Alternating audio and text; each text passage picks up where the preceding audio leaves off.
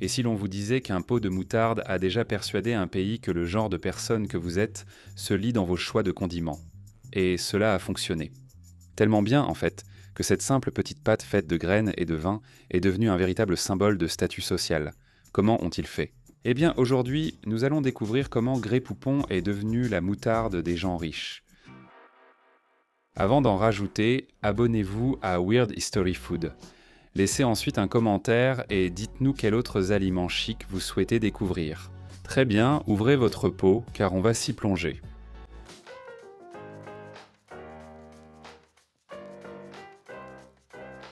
Pour saisir comment Grey Poupon est devenu une icône sociale, il faut d'abord connaître l'histoire de la moutarde. Commençons donc par là. Les Romains, qui semblent avoir tout inventé, mélangeaient l'eau du jus de raisin non fermenté avec des graines de moutarde moulues et appelaient cela mustum ardens, ce qui signifie mou brûlant. C'est de là que vient le mot moutarde, une origine qui remonte à avant le christianisme et la chute de Rome. Au XIIIe siècle, Dijon était devenue la capitale mondiale de la fabrication de la moutarde. Ils conservent ce titre qu'ils défendront jusqu'à la mort, car les Français ont toujours estimé qu'il n'y avait rien dont ils ne pouvaient être fiers. Alors qu'est-ce qui distingue la moutarde de Dijon de la bouteille jaune vif que l'on voit à chaque barbecue? Eh bien, mis à part le fait que cette dernière jaillit comme un tuyau d'incendie, ce sont les graines et le liquide. La moutarde jaune américaine est faite avec des graines blanches ou jaunes douces et du vinaigre, offrant une saveur fonctionnelle mais peu marquante. En 1856, un fabricant de moutarde local nommé Jean Nijon a remplacé le vinaigre dans la moutarde de Dijon par du verjus, le jus acide de raisin non mûr, et a obtenu quelque chose de plus relevé. Et comme vous le verrez bientôt, nettement plus critique envers vos choix de vie. La plupart des moutardes de Dijon modernes utilisent du vin blanc au lieu du verjus, mais l'esprit reste le même. De la moutarde faite avec du vin, c'est tellement français. Malgré son nom, la moutarde de Dijon n'est pas protégée légalement, ce qui signifie qu'elle n'a pas besoin d'être fabriquée dans la région de Dijon pour être appelée Dijon. Un décret de 1937 a statué que c'est un terme générique, et n'importe qui, n'importe où, peut mettre Dijon sur un pot tant qu'il respecte la recette générale, ce qui a sûrement rendu les Français furieux.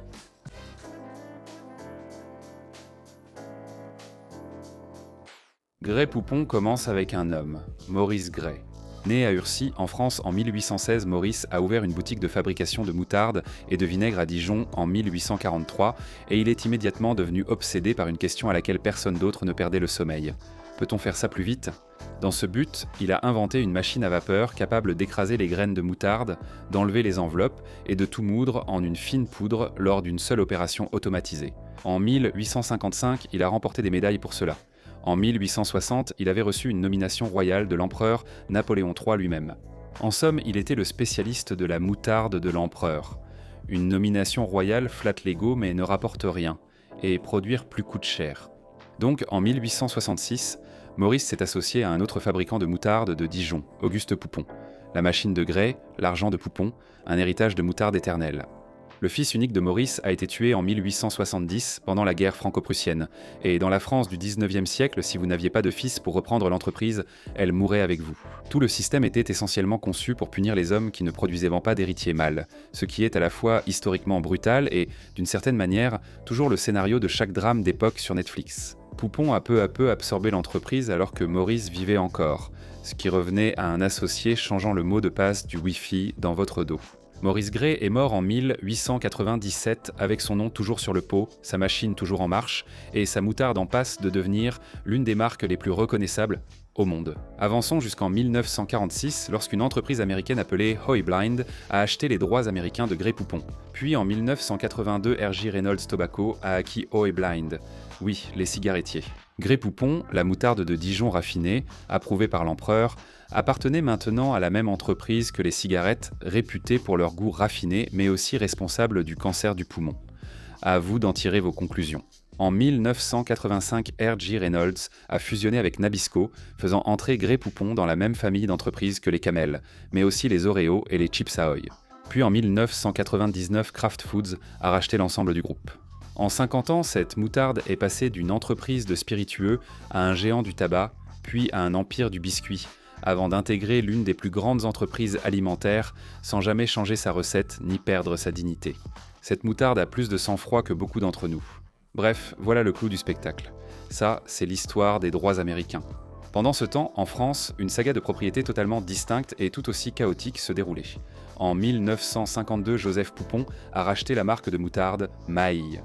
En 1970, Grey Poupon et Maille ont fusionné pour former un conglomérat appelé Segma Maillet, qui est peut-être l'un des pires noms d'entreprise jamais inventés. Puis est venu l'acte de destruction d'entreprise le plus spectaculaire depuis le lancement du New Coke. La nouvelle société a complètement supprimé le nom Grey Poupon en France.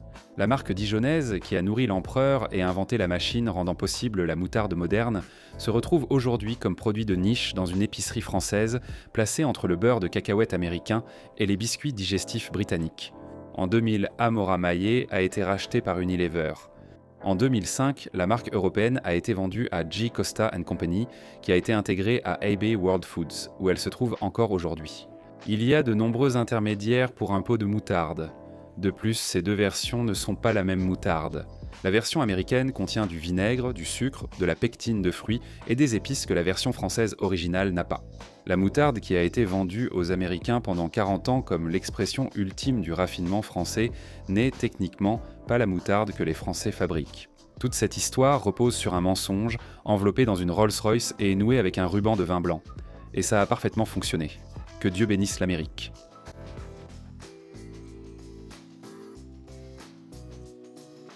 Alors comment un pot de moutarde peut-il convaincre tout un pays qu'il s'agit d'un signe de classe ? Grâce à une publicité écrite par un gars nommé Larry Elegant. Oui, c'est son vrai nom. Et oui, heureusement qu'ils n'ont pas engagé Larry Gauche. Quant à la publicité, une Rolls-Royce avec chauffeur s'arrête à côté d'une autre Rolls-Royce. Un homme très distingué se penche et demande « Pardonnez-moi, auriez-vous du Grey Poupon ?» L'autre homme, tout aussi distingué, répond « Mais bien sûr ». Et il lui tend le pot. Voilà, deux riches, une moutarde. Après avoir fini le storyboard, Steve Kaplan, partenaire créatif d'Elegant, a affirmé qu'ils avaient les visées justes. Le réalisateur, Harold Baker, s'est tourné vers lui sur le plateau et aurait dit « C'est un putain de classique ». En quelques mois, c'était diffusé à la télévision nationale, et les chiffres ont été stupéfiants.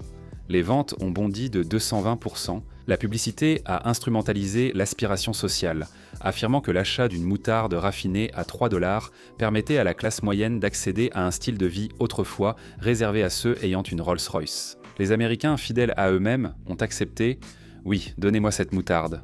Moi aussi je suis quelqu'un de raffiné ». La formule a si bien marché qu'ils l'ont poursuivie.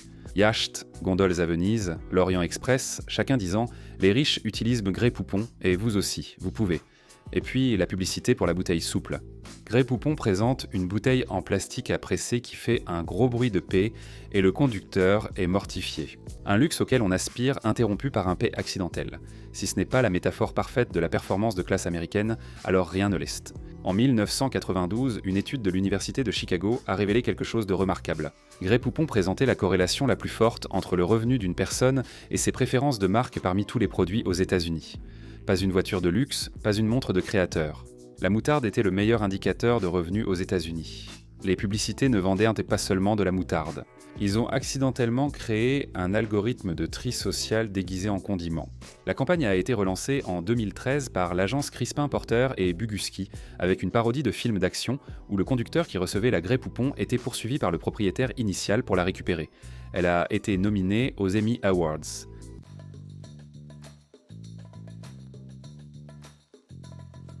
Grey Poupon n'est pas seulement devenu un produit, c'est devenu un symbole. La façon la plus simple de dire, en un seul accessoire, que cette personne se croit supérieure à vous et la culture populaire s'en est emparée. La réplique « Pardonnez-moi » a été parodiée dans Wayne's World, Mariez, 2 enfants, les Griffins et WWE SmackDown, pour n'en citer que quelques-uns. Mais la chose la plus fascinante que Grey Poupon ait faite, c'est de conquérir le hip-hop.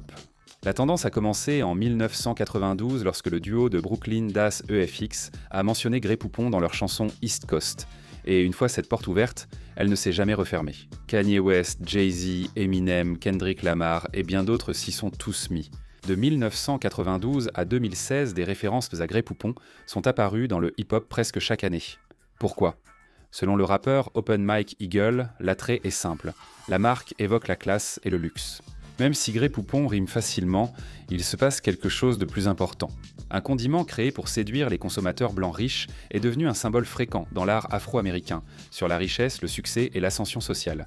Ce n'est pas un hasard mais une affirmation. Et puis, il y a eu l'incident de la vinaigrette en 2022. En octobre de cette année-là, Internet a été envahi par un drame impliquant Olivia Wilde, son ex Jason Sudeikis et son petit ami de l'époque, Harry Styles. Apparemment, Jason Sudeikis se serait littéralement jeté sous la voiture d'Olivia Wilde pour l'empêcher d'apporter sa fameuse vinaigrette à Harry Styles. Les deux ont nié ces allégations. Internet s'en moquait et voulait absolument connaître le contenu de cette vinaigrette. La réponse d'Olivia Wilde est arrivée via une story Instagram montrant une page du roman Heartburn de Nora Ephron, publiée en 1983, un récit semi-autobiographique sur un mariage qui s'effondre. La recette sur la page : 2 cuillères à soupe de grès poupon, 2 cuillères à soupe de vinaigre de vin rouge, 6 cuillères à soupe d'huile d'olive. C'est tout.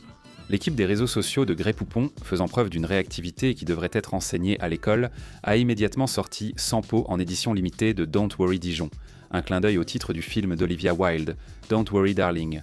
Il y avait la recette virale au dos, le slogan « Servez sur une salade, savourez avec style » et un boa à plumes rouges drapé autour du couvercle en clin d'œil, au sens de la mode de Harry Styles. C'était mesquin, parfait, et le produit s'est vendu immédiatement.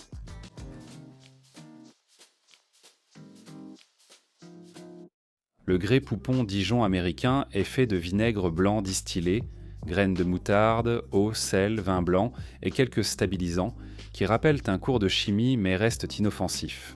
La vraie des questions est quel est son goût face à la concurrence ? Car il y a une vérité dérangeante sur les symboles de statut. Parfois, la version moins chère est tout aussi bonne que les produits coûteux. Grès Poupon est la deuxième marque de moutarde la plus vendue aux États-Unis, juste derrière French's. Un fait que la base de fans dévoués de Grès Poupin conteste avec une indignation vertueuse, habituellement réservée aux résultats des élections et au classement de pizza. Lors de tests à l'aveugle, Grès Poupon figure souvent parmi les meilleurs.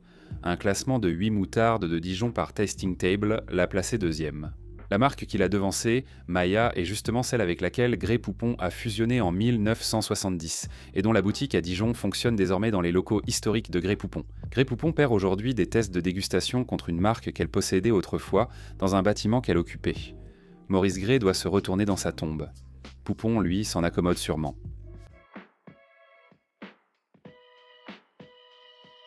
Alors, à quoi ressemble l'empire Grès Poupon de nos jours ? Eh bien, il y a Grès Poupon Dijon, l'original, qui est toujours disponible partout, aussi bien dans le pot en verre que dans la bouteille souple qui fait des bruits de pète. Grès Poupon Country Dijon, moutarde à l'ancienne, graines entières, vin blanc, le cousin rustique qui a fait de bonnes études. Sauce bistrot Grès Poupon, une sauce crémeuse à tremper avec de la moutarde de Dijon, du Réfort, de l'ail et d'autres ingrédients qui semblent tout droit sortis d'un menu où il faut demander le prix. Moutarde à l'ancienne Grès Poupon, fabriquée en France avec des graines entières et du vin blanc, disponible uniquement en Europe et au Canada. Pas aux États-Unis, car apparemment les Américains ne méritant pas la bonne version.